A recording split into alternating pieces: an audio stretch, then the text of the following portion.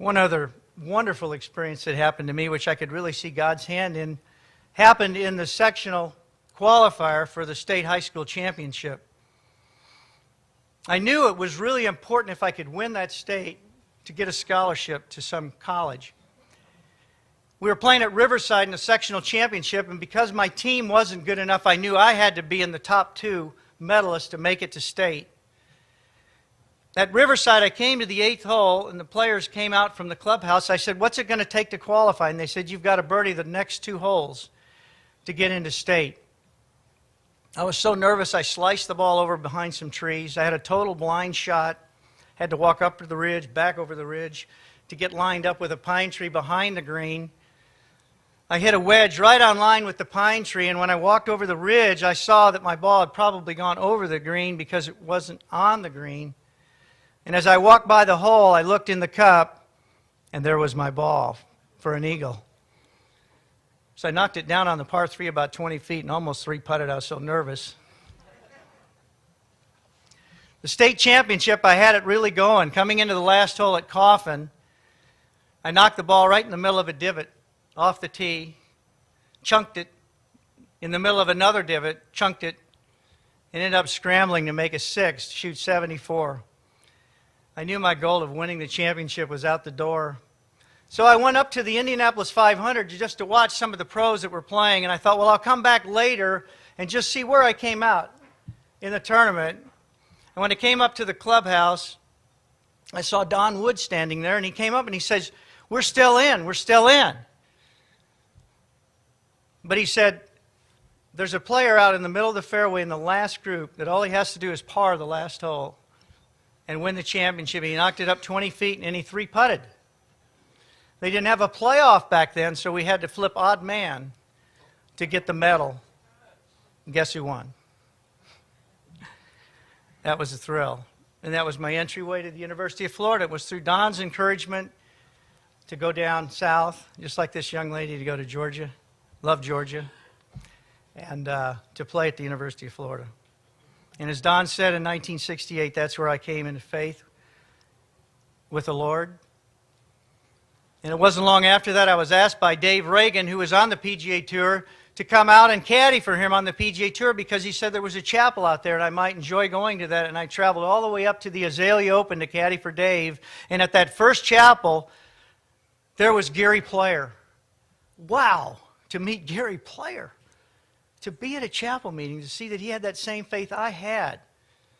And through a series of circumstances, I ended up caddying for Gary in the first Preston Trail tournament that next week, and then down at the Champions, and then to New Orleans until I got fired. You see, Gary had this contract with this Chiquita Banana Company, and I had to carry these great big bananas in his golf bag by his rain gear and gloves. And I left them in the bag at Houston, and I forgot to take them out. And they got rotten, and they ruined all of his rain gear, and it started raining on Saturday, and it smelled so bad. I could not pull that rain gear apart. And I remember him standing there looking at me. He calls me Willie. "Oh, Willie. Oh, Willie. What's in the bag?" That was the end of my caddy career. But to show you the kind of man that he was, Gary watched me hit a few balls on the range earlier in the week, and he says, "Wally, you've got a great swing." And Dave and him came over to me, and they said that it's not about accomplishments, it's about opportunities to use your God-given talents to bless others, and a platform to communicate what is most important in your life. And that's the encouragement I got from them.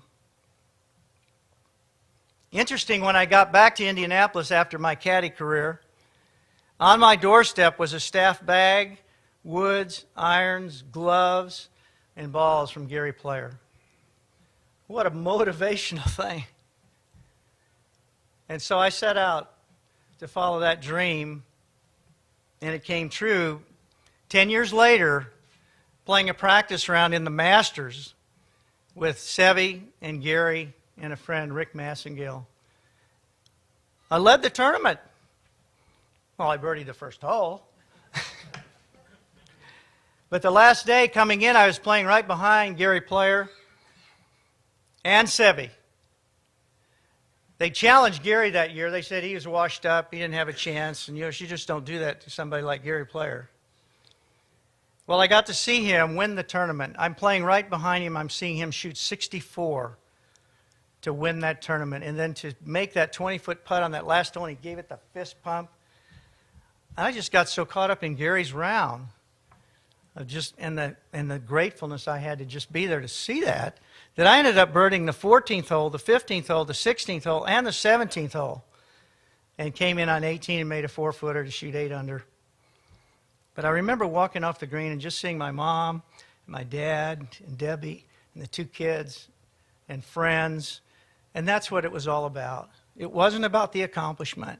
It was about just living a dream. It was about the relationships. It was about the friendships that this great game has given me. And to you junior golfers, don't miss them. Don't miss them, because they'll last forever.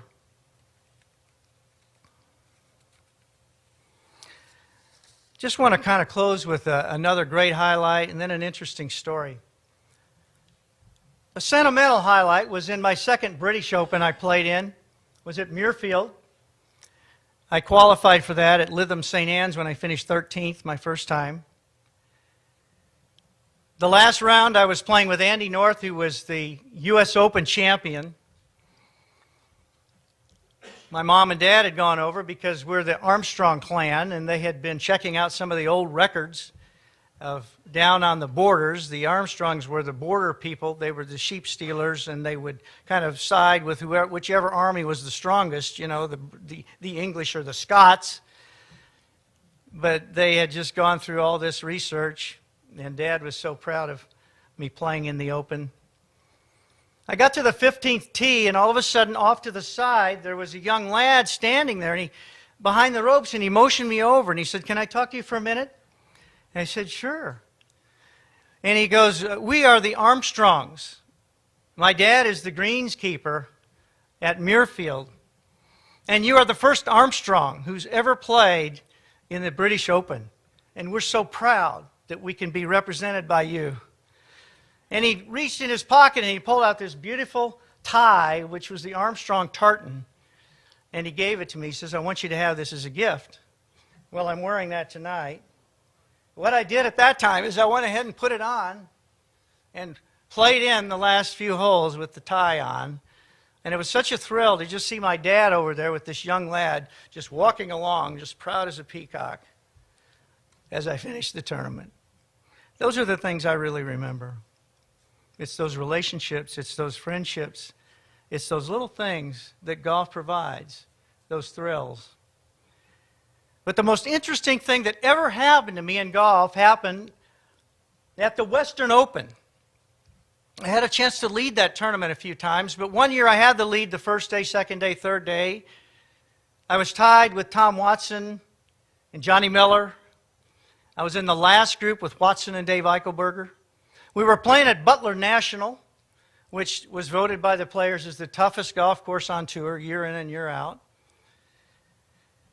Played a practice round with Billy Casper, my first year there, who was defending champion. He lost 6 balls in the front 9, didn't even play the back 9. He played 2 rounds in the tournament and never played again. That's how hard this course was.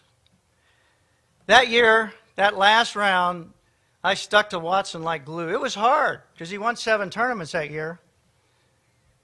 And coming into the 15th hole, which is a par 5, dogleg right, voted by the players the toughest par 5 on tour. You couldn't see the fairway. The fairway sloped like the Daytona 500 around that corner. Big, severe slope. And that year they'd had a drought, and you could drop a ball in the right center of that fairway, and it rolled down that slope and down where people were walking and down into this thicket.